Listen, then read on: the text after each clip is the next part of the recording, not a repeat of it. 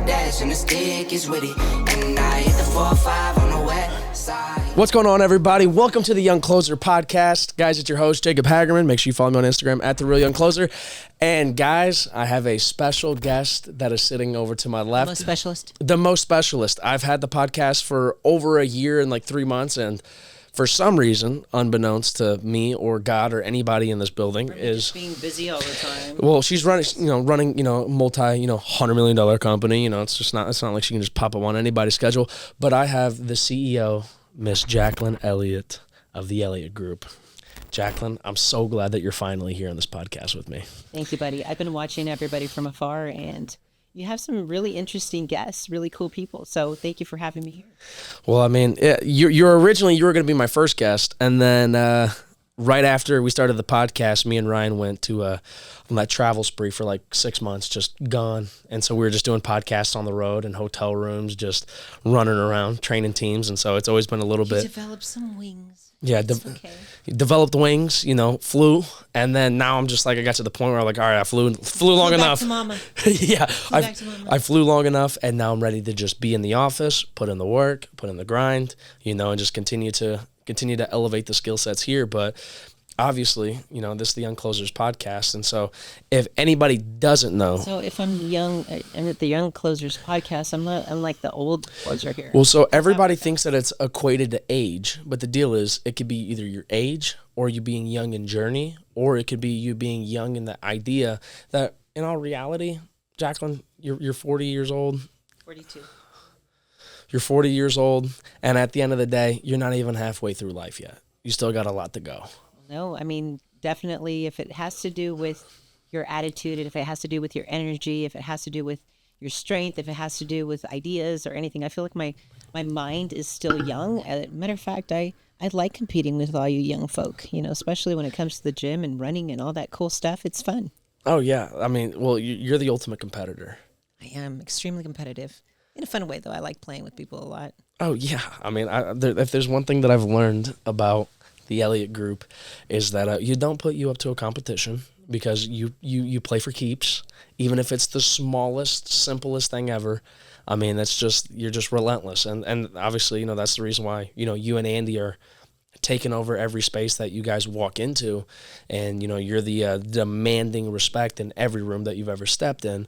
And the deal is, it's just because you guys are the ultimate competitors. And so, I look up to you guys, obviously, like parents. Thank you. Just for the record, this is pretty much my mom at this point. Yes. She's taught me so much about, growing up, being a man, and showing up in every area of life. That's a debt that I can't repay. I can only just continue to show up, become more God-fearing, and obviously deliver results for the company. But well, thank you for that, Jacob. I mean, you're definitely you don't act your age. You're definitely a young closer. You live up to that name, but you are an old soul in a young body. And it's a beautiful thing. It's been awesome watching you grow. It's been awesome watching you just overcome just everything. And you come from a pretty interesting background as well. I mean, you're young, but you've gone through some shit. I mean, you've gone through some stuff. And I think a lot of people can live their whole entire lives not going through some of the things you went through. And I think with our company and what we do and how we live, I mean, it's definitely a place that we just provide a new beginning, and you have learned to adapt and grow really fast because I think you went through a lot of things in your life. So it's pretty cool. I mean, it was always it was a lot of pain for a lot of time early on, and then obviously moved to Arkansas, and then car business, met you and Andy, and started training, and then it just let me know that, hey, listen, the pain was there for a reason. So then that way, like, you got it out. Like, I like to think of it like this: God put a lot of that in the beginning of my story. So then the back half would be something special, and then obviously I know that if something crazy again happens in my life, I'm not just going to shut down and give up and just, curl up in a ball and go sit in a corner of a room and, it's true. Yeah. Pray for it to be easy. Well, you're going to suffer at one point of your life. I always talk about this kind of stuff. You're either going to suffer as a child, which that happened to me as well. I had a very bad childhood growing up. And, and that's subjective. I know that other people have had worse childhoods than I have, or even you have. But I do believe that I did learn a lot from seeing failure growing up, that now when we see things, we're overcomers. Like, we learn to adapt when stuff doesn't work right, which happens in business, which happens a lot when you own a business and when you have a team, especially, and everything. You're going to run into things, into problems, and you learn to adapt, because you're either going to suffer as a child or as an adult. You might have an easy life as a child, and then when you become an adult, it might not even be that big of a deal, but you will feel it really hard, as if you did, because you don't know how to endure pain. 100%. Like, I always say this, it's on the other side of the corner. Oh, yeah. So, I mean, just don't rest on your laurels, because the second you do, you're sitting down, that's when you get hit the hardest. And so you just got to stay up, be ready. But, obviously with one thing that I always like to talk about is how everybody started. Because, we see, if we look at the Elliott Group now, we're killing it. Massive building. We're adding millions and millions of dollars worth of new buildings. Yeah. Everybody's driving nice cars at the group. Everybody's, got, money in the bank. Everybody's doing very well because of the impact that we've provided. It wasn't always like that, though. Exactly. And so that's what I want to talk about, because I like, let's go to the genesis of Jacqueline. Yeah. And so, I don't want to talk about, the car business. Don't want to talk about the beginning of the Elliott Group. I want to talk about, because you weren't always like this to the extent. No. And this is something I've always wanted to know. Yeah. Like Jacqueline in high school, Jacqueline in middle school, Jacqueline when she transitioned out of that. Oh my gosh. Okay. So you've seen movies like, Never Been Kissed, and you've seen all of those kind of stories. I mean, I think that, as a child, I mean, I always felt like I was different than other kids. I always had friends. I always hung out with the cool kids, I guess, but I felt like I was always different. My parents, they got divorced when I was very young. I was 5 years old. And it was really interesting, because back then, I mean, I was born in 1981. I mean, I came from a huge family. My mom was one of 14 kids. My dad was one of 12. So my parents were the first to divorce in all of their families. And wow. And it was kind of one of those things where I was born in East San Jose, but it was like the worst part of town during gangbanger time. It was not, you're not stuck outside wearing blue, red, or anything, because it was just one of those things. Come inside when the lights are on, when the street lights are on. Oh my God. I mean, I became really good at running, because I had to run to school, because there was so much going on that it was just crazy. Like, thinking of survival at that age of I was running to school at 6, 7, 8 years old by myself, 1.5 miles there and back. So, oh my God, I didn't know that. There was a lot. I mean, I'm a great runner. Yeah. And it was not by choice. I mean, it's just it was. I've always wanted to know, because you've always kicked my ass running. Still will. Yeah. Oh, no. Absolutely. Absolutely. But yeah. So it started off that way. Bad schools. My mom was always working. She had 4 different jobs, and I was always left alone pretty much. So I had to learn to cook for myself. I had to, everything. I always got good grades at school. Didn't do it because anybody was really supervising it. I had this fear growing up. My mom was never really around, but I was always trying to make her proud. I always wanted to make sure that she knew I was the best student. I mean, I remember one day I came home with an A- on my report card, and she looked, and my mom has she has an elementary school education. She didn't go to school. She's from a really small town in Mexico. They didn't have any electricity or anything. That's why there's 14 kids. I'm just saying that's all they did.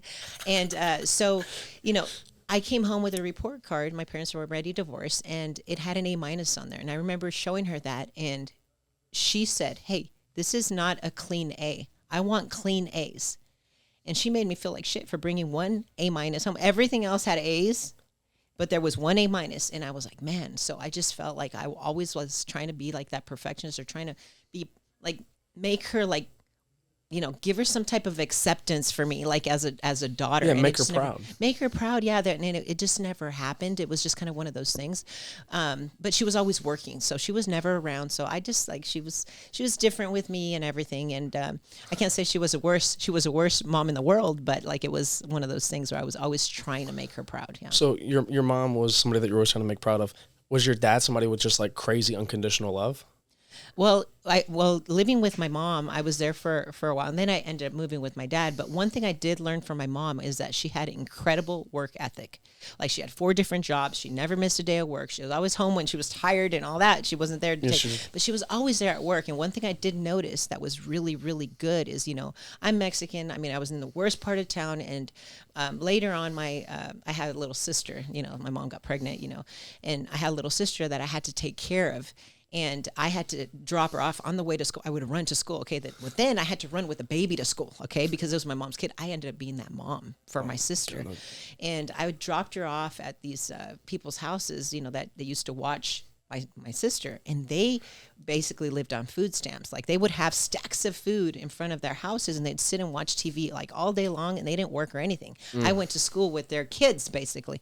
So I would get off of school. I would go and pick up my sister, who was baby. She always had a rash, and I would run home, but running from her diaper, just like crying because I felt so bad. And I was like, man, these people are lazy. All they do is get help from the government, and they don't work. And my mom's over here. She doesn't pay attention to me, but I'm thinking like, man, she never got help from any. I couldn't even get reduced lunches at school because my mom made too much money, which she didn't make much money at all. But it was like one of those things. She never asked for help. So when I grew up, I was like, man, if I'm going to take something with me from this experience, is that, hey, I'm going to work my ass off, and I'm never going to ask anybody for help. And I'm going to make sure that I never, ever have to be put in that position where I need to live that way. So I did take that with me. Now, later on, as I grew older, I ended up moving with my dad. And living with my dad, he was loving, but it was very different because my dad married a woman that was 14 years younger than him. Okay. And at that time, she was very jealous because I was my dad's only daughter. And I wasn't the one that sat on my dad's lap and was like, hey, Dad, how are you? Here, give me a kiss, blah, blah, blah, because she was always looking at me. And I was always the type of girl that didn't want to make anybody uncomfortable. So I would just basically kind of stayed away. So I ended up kicking ass in school, but I also started getting jobs. So I picked up that work ethic from my mom, but I also tried to stay away from the house because she would try to say things about me just to kind of make me look bad in front of my dad. But my dad and we always had a good relationship, but it's like we always... I never wanted to make anybody uncomfortable, so we were always I always just try to keep the peace. Yeah. So I was the type of girl that was quiet, but I would go and work really hard. But I was always, whether you're shy or whether you're not, you're always going to be talking to somebody. In my case, I was talking to myself and telling myself, I'm so freaking stupid. I should have stood up for myself. I should have said what was wrong. I should have told my dad what was going on. I should have done this. I should have done that. And then other people are like, man, they attack. So I learned this growing up, I say whatever the hell is on my mind now, and I don't hold back because I held back for so much of my life that I held so much of that in that I was just talking to myself constantly in that negative way that I needed to change that about me. I hated that about me. I was an introvert, but I did see my dad, and one thing that I learned from my dad, my mom had the good work ethic, but my dad did too. But my dad was not one that had a 9-to-5 job. My dad was an entrepreneur. My dad came from a very wealthy family and actually ended up marrying my mom, who was from a very small town. And the way we ended up in California is that they went on a honeymoon, ended up loving it. They had family there. My grandfather was actually born in the States, but they moved to Mexico as a kid. So it was easy for them to get their whole situation with residency and then citizenship and all that was easy for my family because of, my mom. But my dad left Mexico to go to the States, and he went from having a very wealthy family, and they all basically, my grandfather was a very, very wealthy man, and they basically gave inheritance to all of the kids that were there. But since my dad moved away, I don't blame them because if, my dad would have been wealthy if he would have stayed in Mexico, but he ended up going to the States. So he was working in lettuce fields and all the lower level jobs, working really hard. And my dad was like, what the hell am I doing? So when my parents got divorced, he moved back to Mexico. But by the time he moved back to Mexico, all the brothers were set. They had their businesses going and everything. And I understand that. My dad should have never left Mexico. It was, it was his fault for leaving. He fell in love. He went and he met with the girl, and obviously they got divorced, but then he went back. So my dad started his entrepreneur journey, but it had nothing to do with the family business.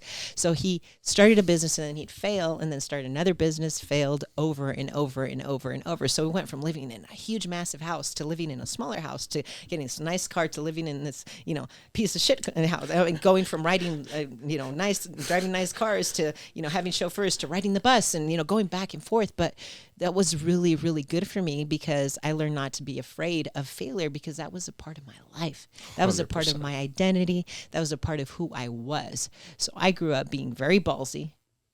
And I got cold because I didn't get that love, maternal love from my family, like from my mom.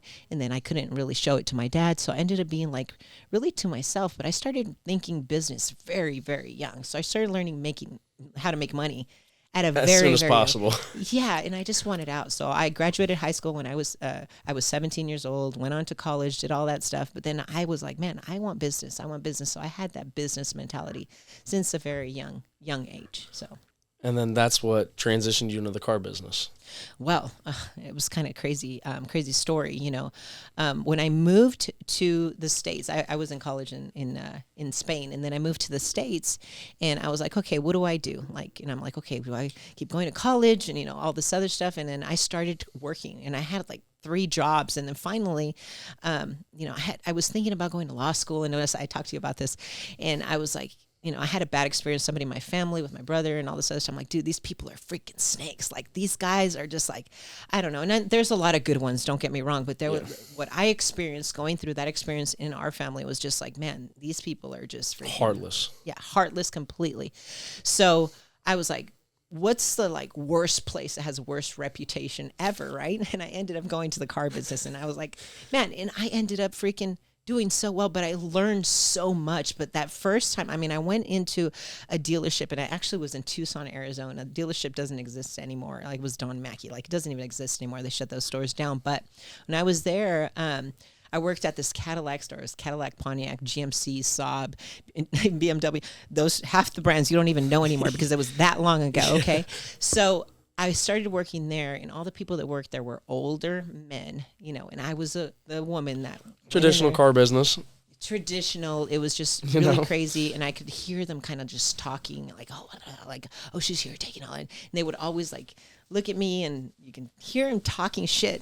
And I remember just passing by and say, hey, good morning, pretend like I didn't hear anything, and I was like, man, it started. Sometimes that noise starts getting to you. So what happens? I did the stupidest thing in the world.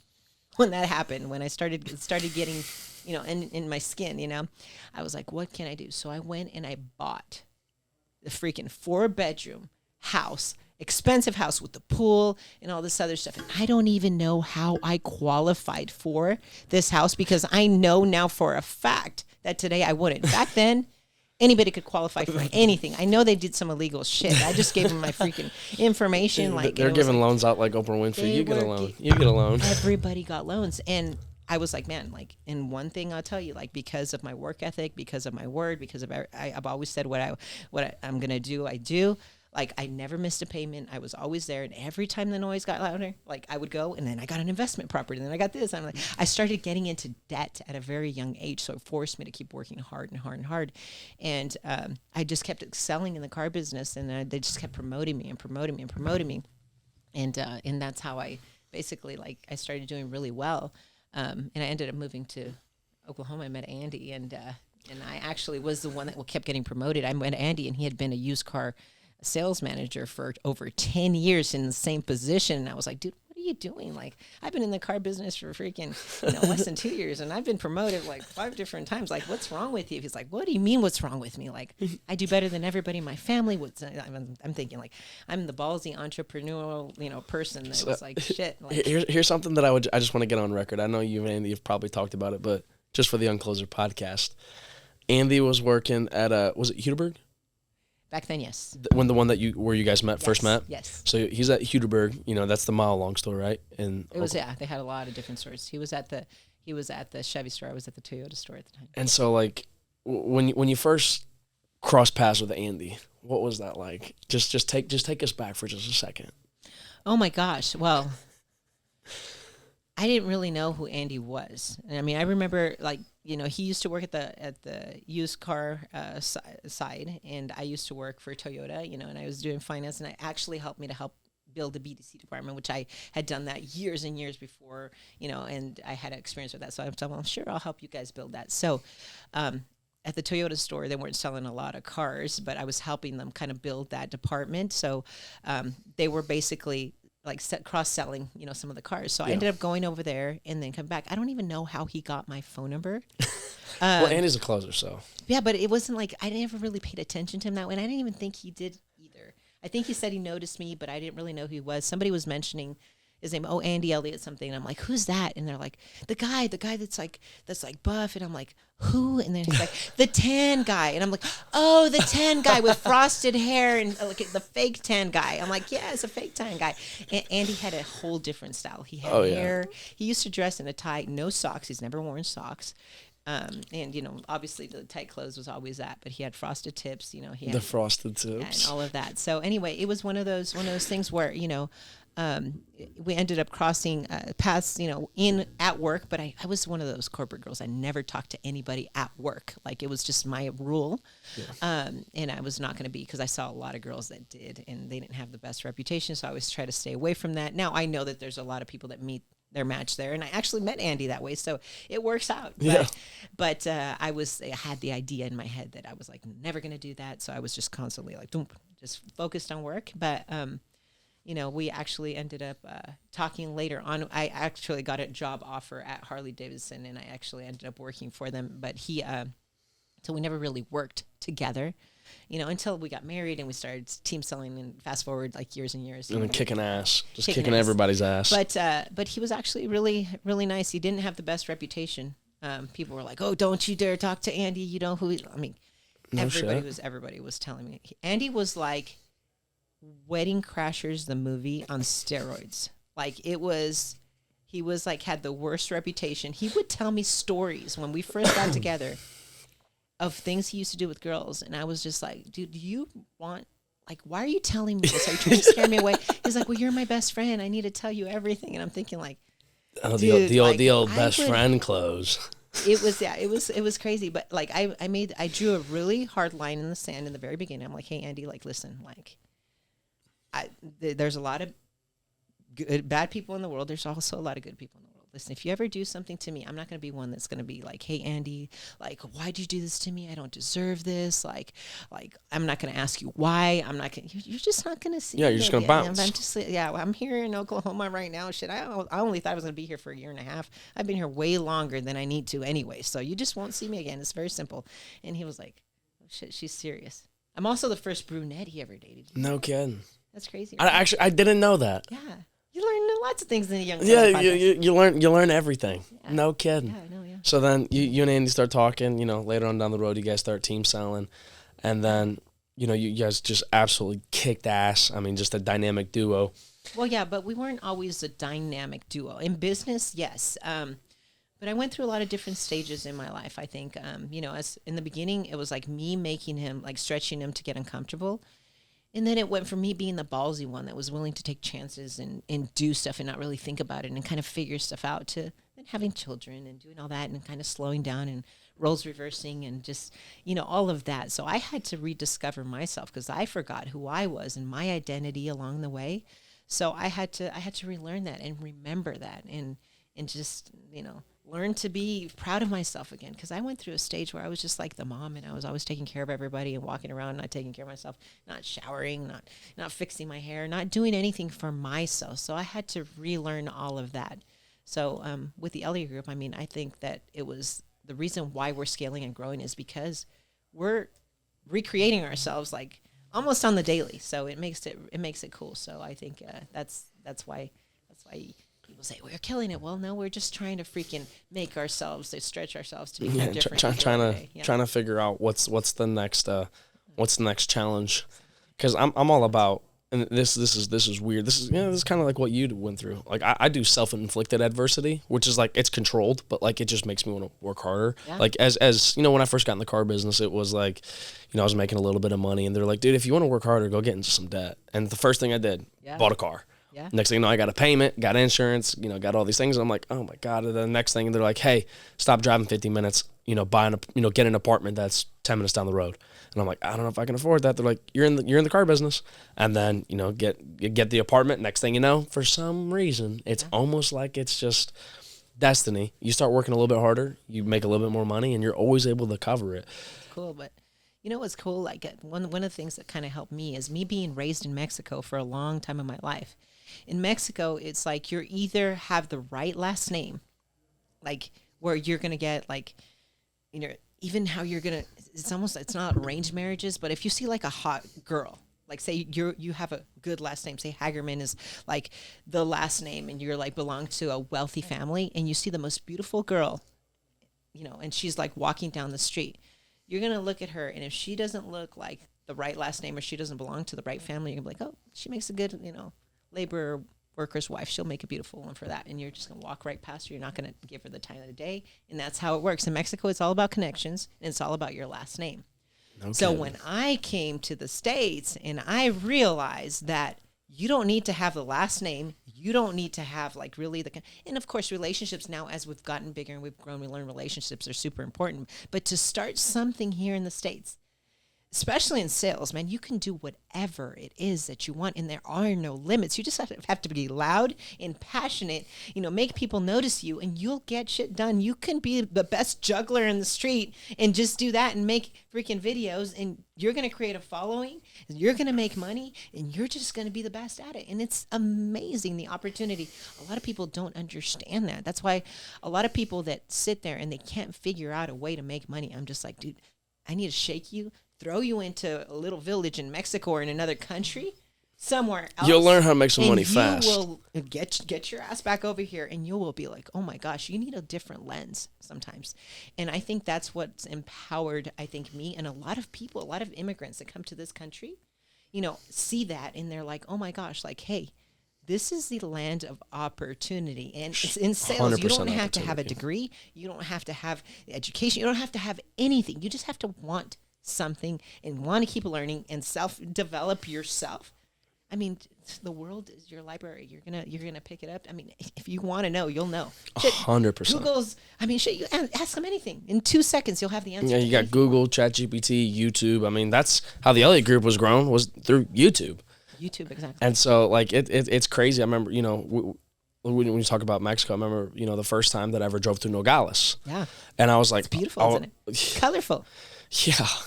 And I mean, I was just sitting there and I was like, oh my God. And I remember, you know, asking, I was like, do people people, wow, like they actually, like, that's the way that they live. And you're like, yeah, like, they get close to the border, then, you know, that's where they stop. Well, there's a lot of people in like Nogales. There's a lot of locals, obviously, but a lot of people come from other countries. I mean, Mexico is not like the United States, but there is a lot of money in Mexico, and there's a lot of, you know, people that come from lots of different places and find the land of opportunity. A lot of people get stuck in these border towns. They're trying to get to the United States, and they spend the rest of their life. They can be from Guatemala. They can be from all these different countries along the way to try to get to that American dream. And they use Nogales as a pit stop, basically, but they end up living there forever. So a lot of people use these border towns, which is sad, and they trash them, you know. But there's a lot of nice places in Nogales if you look for them and all that. But if you're going through the border, you're driving, you're seeing the worst of the worst. And you know, and it's just kind of heartbreaking. But I like taking you guys like that experience and going to, we can catch a flight and fly into but I wanted you guys to see that. And that way, when we get to that beautiful part in Mexico, you're like, oh my gosh, this is paradise. Yeah. And I want you to know how lucky you really are, because every time we take those trips and every time we go through that and you drive through those places, you're ready to kick some ass. And when you get freaking weak, it made me eternally grateful for the opportunities, you know, that we have here. And so ultimately, you know, like, one thing I wanted to say is, you know, after everything that, you know, you started with life, you know, you got everything with Andy. Next thing you know, the beginning of the Elliott Group, and, you know, just to kind of, you know, make it quick. I know that I was one of the first guys, you know, to be brought onto the team, which is crazy. You were one of the ballsy ones that decided to come on with. Now, let me ask you a question. Is that okay? Absolutely. So I know you're a product of the Elliott Group. You started training. You were in the car business. I know you made a lot of money, you know, with our training products and all that other stuff. You came to our seminars. You got your ass kicked. I still remember when we, you know, we're on the driveway workouts and all that other stuff, because we used to do that. The old driveway. Like, what is it that attracted you to want to be a part of the Elliott Group? Because I know you became good at selling cars. I mean, you were like the best at your dealership and all of that, and you know, basically best in your state from what I know. what made you want to come and work with us, or what is the reason why? Like, is it something that you felt like you were indebted to us because you did well, or what was the reason why Jacob wanted to be a part of the Elliott Group? I'll simply say this. There was nobody in my entire life at that time that I've ever met or have met since that had such a profound sense of belief in a direction and a mission and a sense of core values of what they were going to accomplish. Now, when I first talked to Andy and he offered me the opportunity, it was literally like a 7-minute phone call. I was like, all right, I'm there. Like we didn't talk about money. We didn't talk about where I'm going to stay. We didn't talk about nothing. I was like, all right, I'm there. Because of the way, like Andy in the seminars, Andy, when I talked to him on the phone, when he just randomly called me, because at that time, I mean, we weren't training that many people. Like Andy would just, what up, dude? And so when he told me like, hey, listen, like I want you to be a part of the team, like, you know, like I'm only gonna offer this to you one time, like don't ask me, you know, in a year, 5 years when we're killing it, like this is the one time. And I'm like, dude, I'm there, like done. And and you showed up in your Mustang that was loud as hell. Loud as hell. Hey, listen, in Arkansas, there's no emissions law, so I was just ripping it. That was crazy. It was crazy. I'm glad I got rid of that, you know. But ultimately, there was just never anybody that I met with such a profound sense of belief that they have a mission that is going to get accomplished. And I was like, listen, I could 100% put all of my eggs in this basket, which is crazy. Like, and still to this day, all of my eggs are in this basket. Simply because, like, there's still that same sense of belief as of day one, as of day, 3,000. The newness hasn't worn off. And it never will, simply because of how fast we change, with the company. And, I've had people, be like, hey, like, that's, like, don't do that. Like, that's a fault, like, to put all your eggs in a basket. And I'm like, what are we talking about here? Like, let's say, get your heart broken. You're going to get, all of this stuff. Yeah, whatever. Who cares? But that's like looking at, like, Noah's Ark and being like, oh, I don't know if I'm going to get on that boat. What are we talking about? The flood of average is coming. And it's just getting worse. Flood of average is everywhere. Yeah. It's crawling on you. It's everywhere. And I just want to say this, like, the Elliott Group for me was like the arc that was able to take me from, just some immature kid in Arkansas who's making a little bit of money, doing pretty good, not knowing what direction he had in life. Like, I was literally just going to be car business till I die. And like, that's all I was going to do. And like, that's all I knew, because I was like, oh, I can stay here for so long and just make money. Yeah. And then the belief hit, and then purpose behind it. It was like, Andy was like, hey, listen, if you get good at this, you stay consistent, you go through the grind, it's not going to be pretty. You're probably not going to make any money for a while. You might lose the car. Like, we got you. But you didn't lose the car. Yeah, no. And so, like, it was one of those deals where, I was just like, all right, cool, let's get it. Simply because, like, I was young enough to where I can make massive life mistakes, and I'm still okay. Like, some people, like, they see they see an opportunity and they're like, well, what if? Like, they look at the what ifs instead of what is. That's true. And what has allowed you, like, I know, like, you make really good money for a kid your age. And I say kid because you could be my kid literally. Like, that's how young you are and that's how old I am. But, like, what keeps you grounded? Like, what makes you, like, a lot of kids I see, like your age, they go and they make some money and then they go and make stupid mistakes. They go get drunk or go get drugged or go do stuff. Like, what keeps you, and we started this by saying you're a young soul, right? But what keeps you, like following that mission and following the core values and following, like, who you are to keep you scaling? Because a lot of kids, they can't do that. They make some money or they'll meet the girl and then, all this stuff gets messed up. What keeps you, like, going on a straight line?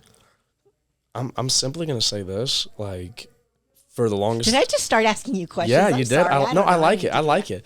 I'm gonna say this. For the longest, I chased money because I grew up without it, like a profound sense of being poor, like no heat in the winter, like having to go chop wood and like burn it like in a corner of the house on the tile linoleum. And that's nothing. I mean, what you've gone through is like way more than that. But yes. But yeah, that's just. And so I went through never having anything, and then I got the money, and I had a really like deep talk with myself. I was like, well, I got the money now, and like it didn't make me any bit happier. It didn't make me any bit crazier.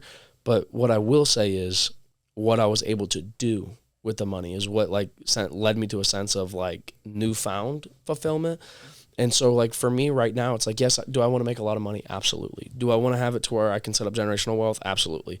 My mindset now, at 23 is I'm doing all the preliminary work, like the genesis work, like the beginning of my book of, so one day when I do have a family, I've done all of the work. So then when I show up and I have, a wife and kids, I know that I'm not going to end up like my father, where we're going to grow up without. I know that I've taken care of business and I have the right network of people around me, because I truly, it takes a village. It truly does. Yeah. Like, that's one thing I love about, our team is like everybody brings their kids up here. And like, I love that, because one day when I have a family, I want to be able to bring, my family here, but also and the kids love you, by the way. It's, I don't know, but every single person's kid, they just love me. I don't know why. I have no idea why. And like, I love it, you have that blood, it's like you have that, I'm just Uncle Jacob for everybody. Jacob. Yeah, and to Ian, I'm the older brother to your three. Yes, it's true. But you have a special heart when it comes to, the kids. Yeah, they're just awesome. They're the purest things ever, and but yeah, like, it's just, for me, it's not about the money anymore. It's about the impact that you can do with it. And I just don't want to get caught up in what everybody else gets caught up in. And that's what scares me. You've realized that you can have it all at a very young age, and that's something that we try to shake into everybody's head and be like, hey, you know what? Like, you don't just chase money. Like, you can chase a good life. It's a lifestyle, but also you can be a good person. You can be a good dad. Exactly. You can be a good husband. You can be a good boyfriend. Whoever it is that you are, like, just find fulfillment in everything that you do. It's part of your identity. Just being a badass doesn't have to be at one thing. You can be a badass at everything. Damn right. And that's what you are, and that's what you're becoming every single day, and that's what we all strive to be every single day. So that's why, that's why we're growing, I think. 100%. And I think, and not that I'm just gonna say this. I know it's simply because we show up, like, we're just teaching people what we're going through consistently. And, sometimes people are ahead of us. We learn from them and, we grow. But, a lot of people, are looking up like, oh, my God, like, I want that, what Andy has. I want what Jacqueline has. I want what some of the guys have. They're not willing to put in that work. And, yeah, some people aren't. And then the ones that raise their hand and says, hey, listen, like, I'm ready to put in the work. I'm ready to, learn. I'm ready to train. I'm ready to recreate. Those are the people that, like, Andy, I like to say this, Andy's, the shepherd for the lost. And it's a combination, I think, especially when I see you, is I see there's this very high level of confidence that you carry, but also vulnerability to be able to trust us and knowing that we're going to help lead you and tell you when you're wrong. So you have to, like, drop your ego, but also have that confidence. It's a very, very fine balance. It's a weird dichotomy to play. It is, but it's perfect, and that's what makes you a badass. That you can be coachable, that you can be told when you're wrong, but you also know that you have that confidence to be able to just carry yourself and keep growing, and knowing that you're capable, which is the biggest thing that a lot of people your age don't have. It's a beautiful thing. And so I appreciate that so much. The kind words mean absolutely everything, but I do know this, we're running on a tight schedule. Yes. And so pretty much, Gotta go kick some ass. We got to get after it. I'm gonna say this. It's hard to, get the CEO of one of the biggest training companies in the world to come sit down for 40 minutes and be able to talk on the podcast. But you know what? Your boy did it. But I do want to say this, guys. Number one, Jacqueline is, the absolute, like, number one figure in my life that I look to for inspiration, motivation, and just guidance when it comes to anything.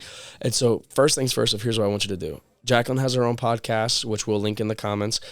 Drop your Instagram, which is at official Jacqueline Elliott, which we'll put across the screen. Guys, please go follow her simply because she's killing it. Go follow Andy, and the deal is like, you want to... if you dare. Because if you dare. Talk a lot of shit that nobody wants to talk about. Well, you might get your feelings hurt a little bit. If they're listening, with love. If they're listening to this and they made it this far, they're liking it. Okay. And so at the end of the day, like, the deal is if you want to learn what somebody knows, go figure out who was their mentor and go learn from them. I just made it easy for y'all. It's right here. Well, thank you. Okay. It goes both ways. I wish I was as smart as you at your age. I had to make a shit ton of mistakes. I'm just blessed that I don't have to. Learn from the old people's mistakes. I got it. Hey, that's it. Hey, listen. A smart man learns from his own mistakes. The wise man learns from the mistakes of others. So you put a lot of people who've mistaken, a lot of people who've won, and a lot of people who've lost in your circle. You'll learn from them all.